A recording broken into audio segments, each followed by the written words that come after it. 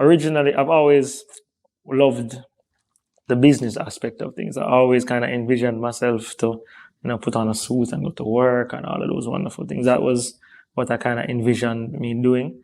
Even though at the time when you're young, you don't really necessarily understand that you don't need to put on a suit to make money or to own your own business. But even so, I did subjects like POB and accounts and those things from like ninth grade.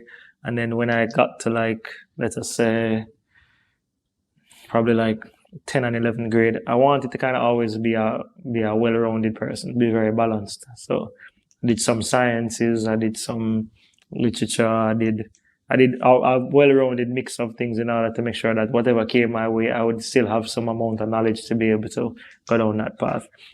But when it came to choosing like a career path or what I wanted to do after leaving Cornwall College, because CXC is definitely not the end all and be all of anybody's journey. Many people will probably tell you that, as much as it is deemed to be extremely serious. Just shows that you can learn. So did well there, but decided to go into hospitality and tourism management. And that was, at the time, they had this joint program between UA and UTech, where you could do 2 years at the Montego Bay Community College and then another 2 years at UTech, but then really and truly had classes at UA as well. So it's kind of like best of both worlds type of thing. So I picked hospitality because, yeah, sure, I do have a passion for customer service, and I always thought in terms of practicality, there will never become a time when that's not needed in Jamaica. And here we are in COVID when nobody could really do that, but yes. But that was what originally drove me down that path. And it definitely taught me a lot of things. I had to do a year of culinary, I had to do a year of baking. People are usually shocked when they hear that I can cook and I can bake. But yeah, I can't say any part of that journey was a bad thing for me.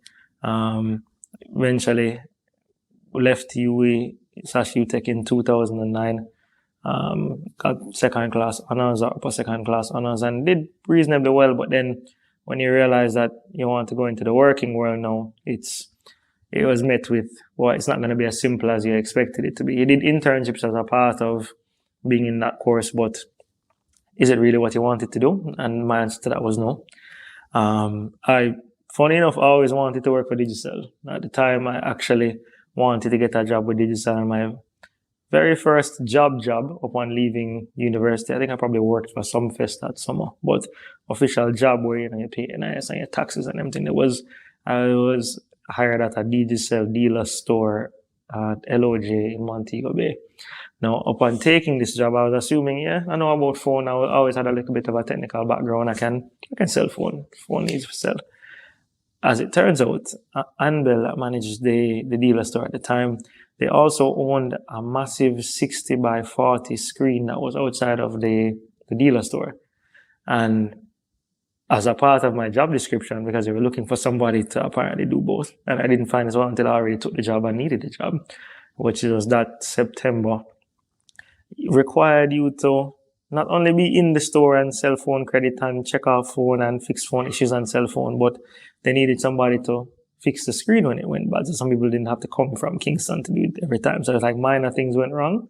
I had to put on a jumpsuit, like on a mechanic jumpsuit, then climb up into this screen. No, I'm afraid of heights, by the way.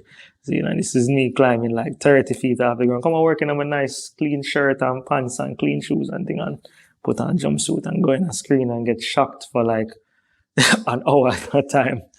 Not the best start, but I was just one of the people that determined to say, it's better to be making some money than being at home and just not doing nothing. The example that was set for me was, better you pack grocery or find a trade or somebody, you have to make your own money. Cause when you make your own money, you can start to make your own decisions. And I was a very independent person like that.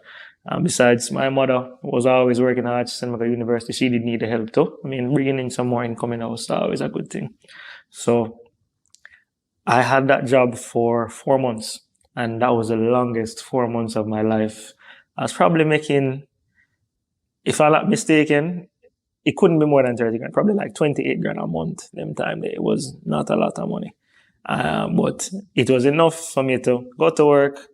You pitch in 1 and 2, you pay for your lunch and them thing, and then you have a little money for probably go pay one on a Friday, actually enjoy yourself, and then do it all over again. That's pretty much all that money could have done at the time. And this is me after, do well in high school, do well in university, so it's not what you're expecting. And that December, I applied for a job at Digicel to work the front desk at the corporate office in Mobe.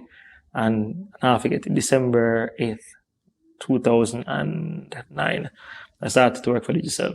So at the time, they used to call that regional sales support. So essentially, you basically run the front office there. So people are coming with minor queries and bills and those kind of things you touch on. You resolve those issues.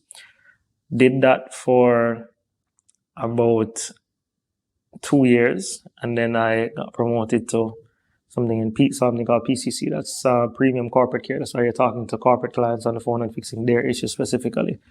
And then went into sales in 2015, and then ICT sales in 2016, I think it was. And then in 2018, better yet, maybe backtrack a little bit, because in order to get into sales from PCC, I had to buy a car. No, that was just for them to take you seriously. Like if you didn't have a car, they just simply weren't going to take you seriously for the job. So even though I really couldn't afford it at the time, I decided to chump up whatever money that I had and got a car. Now, whole heap of them I can clearly remember not eating lunch just to make sure I say, yeah, I have that car and the car work and there's gas in the car. Whole heap of time. So because I knew where I wanted to get to, and if you can sacrifice that for a little while, then no problem. You will have the required skill set to do it, because you have experience, but then you realize that experience is not enough. Sometimes you can be smart, but sometimes it's who you know.